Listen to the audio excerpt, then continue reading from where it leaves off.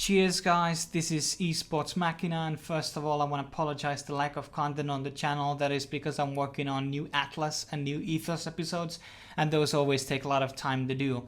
So in the meanwhile we can have more lighthearted subject. So the subject I really wanted to talk about is, air quotes, esports growth. A lot of people in the industry keep saying stuff like 2015 is going to be a big year for esports, 2016 is going to be a breakout year for esports, 2017 it's going to be the biggest year for esports. Stuff like that keeps said. So for the some part, these people are a bit of a Kool-Aid. But then again, you look at the numbers, you look at how many news coverage we have from mainstream websites on esports. That is very, very high today.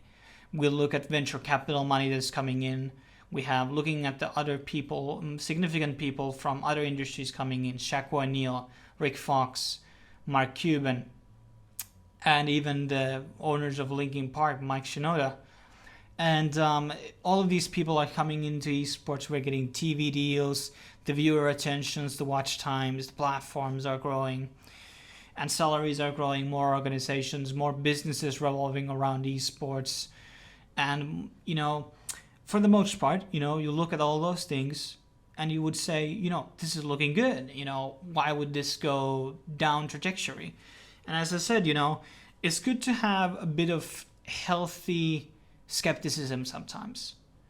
And the real biggest difference between real sports and esports is two things. The real sports have infrastructure from the kids leagues to the pro leagues, okay? And there's a really big infrastructure in football, basketball, everything pretty much, from schools to, national level. Of course, in esports, we are just starting to see a lot of collegiate esports, but for the most part, the competition there is rather loose, and I wouldn't say that all of them are really good, and the skill level is way too high between all the teams who are competing there. It's just a different level. And the other problem is, of course, is the longevity. You have a thing like football has existed for over 100 years, and it's probably going to keep existing over another 500 years probably in the future. And people are still going to probably be playing it unless something happened really bad on the planet and there's no grass and shit. But that's the issue here, the longevity. I mean, we're starting to already see League of Legends declining a bit in the viewership. The LCS numbers have been going down and down. And CSGO is doing pretty good, but I think they are at the high ceiling right now because they can't really penetrate to the Asian market because you have Sudden Attack and the other game, which I always, Crossfire I think it's called, on China and Korea respectively. And it's really hard to break through as a game there. And because of that, I think, it's never going to be taken off any bigger than it currently is. And that really goes into my very point of the subject is League, CSGO, Dota 2, StarCraft, and Hearthstone, they're not going to be around for a million years. They're not going to be games that are going to be played. There's going to be a new version of Counter-Strike for sure in the future. And I think Valve has been expanding its lifespan by upgrading its graphics and stuff like that. So, but for the most part, the esports industry is very heavily reliant on good games. And some could say, but hey, what if the developers start to make esports-oriented games? That doesn't really work like that. It is, you look at games were kind of built like that, Heroes of the Storm, not very a big success story really, to be honest. You have other games like Evolve, not a very big success story. Infinite Crisis, not a very big success story out there. You have a lot of games that were really going for the esports angle and didn't succeed, even though it was heavily integrated on their system and their game.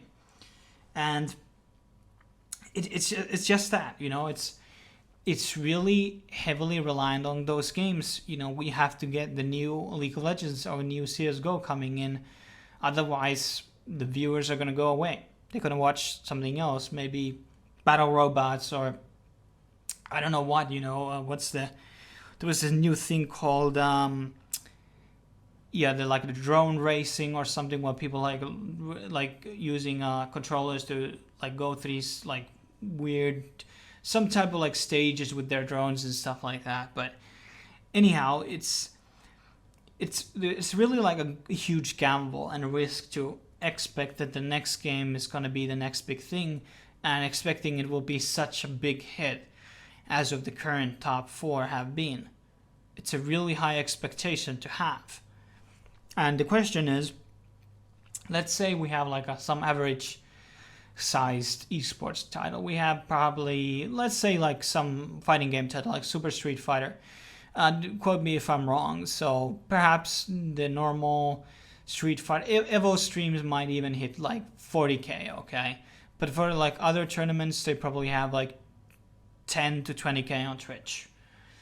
And when you looked at that number specifically and say that in the future that we're not going to have any big games, we have more of these smaller games which are going to have that viewership. Are these people, venture capital companies and all types of like organizations, is that enough for them? Is that going to be enough to keep the sponsors in, like the paychecks, the big salaries that esports players are getting paid? Are these justified based on like getting like stream numbers like that?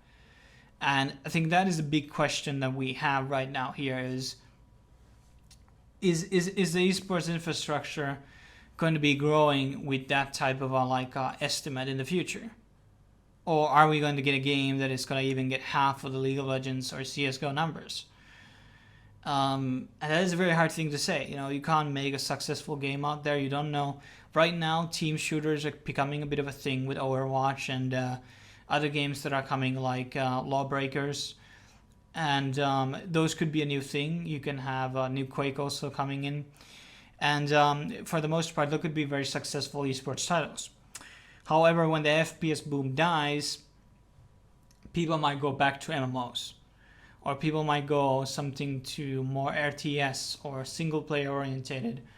Or maybe like something like Minecraft or something. And those games may not have esports applicability. They may not be working as esports games. And that is a really, really bad thing. And trends, you know, it's about the casual audience. You know, those keep the games alive.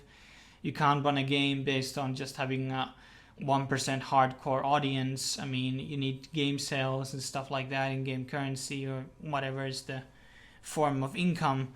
But you see, that's the problem. What we are having right now here is the current trend is really heavily reliant on getting new games. And sure, I'm positive there's going to be them.